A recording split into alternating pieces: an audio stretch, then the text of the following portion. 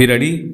Start. Now, coming back to the question of minorities, you will please find why this particular resolution has been so widely put in that it might include a religious minority as well, a linguistic minority as well, or an economic minority, as some honorable members rightly pointed out.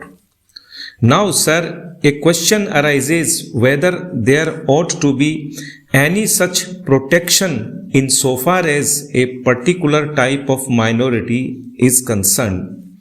I shall deal with the question of minorities at some length, but you will please find, sir, what the honorable mover wants is that there ought to be a permanent minorities commission.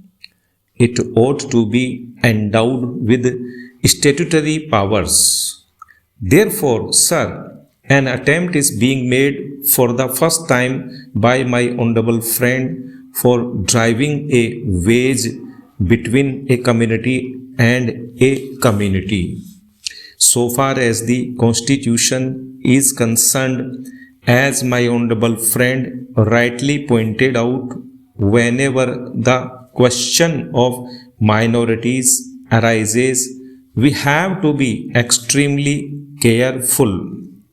The Constitution is a very sacred document which has embodied all the different aspects of the common question of India's nationality.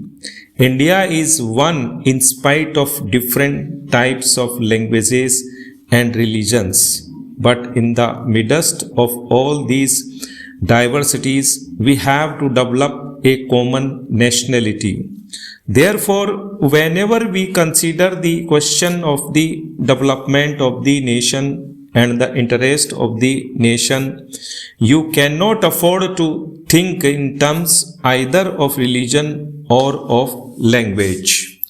It is true, sir, that there are different religions. It is also true that there are different languages.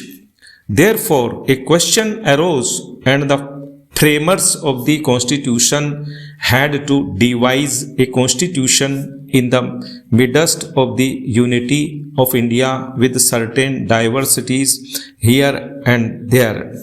For that purpose, what they did was they devised a common nationality for the whole of India, and insofar as religious minorities were concerned, they were given certain rights.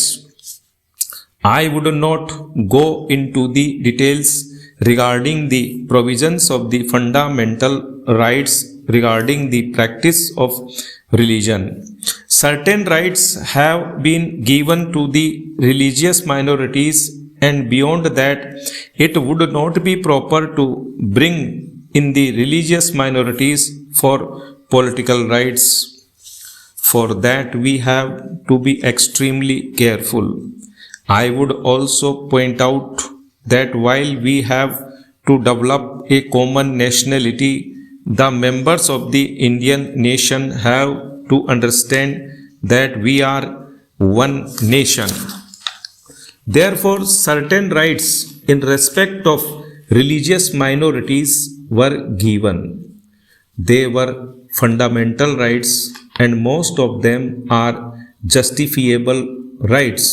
Here we stopped so far as the religious rights were concerned. Then a question arose, what ought to be the attitude of not only the government but the society regarding the languages?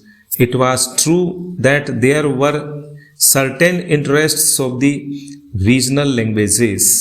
Now, these languages required to be developed, but they were not meant for dividing one man from the other. So in 1956, when the states were formed to a certain extent on the basis of language, what was done was not to have a state with cent% people belonging to the regional language, because there were bound to be people belonging to different languages. That was the reason why this question was considered at great length, and the States Reorganization Commission also went into this question of linguistic minorities. It was bound to arise here and there because they were likely to feel that their rights and safeguards given to them might or might not be properly implemented.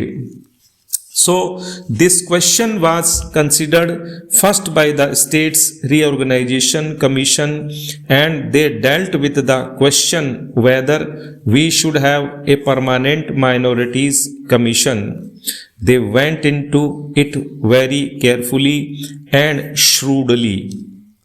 They found out that it would not be proper to set up a permanent minorities commission, because the result, if not the actual effect, would be that a permanent wage would be driven between one community and another community.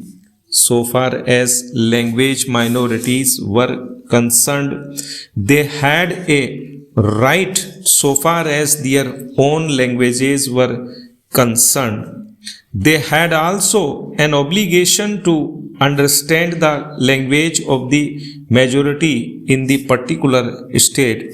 It is only by thus coming together that the members of the two language groups would come together and would harmoniously develop, but it was found at the time when the States Reorganization Commission had to consider this, that some machinery should be devised for safeguarding the rights of linguistic minorities only, and after full consideration, what was considered was that only in respect of linguistic minorities certain rights should be extended and certain rights should be safeguarded, and an officer should be appointed by the president for making a report on the question whether these rights of the linguistic minorities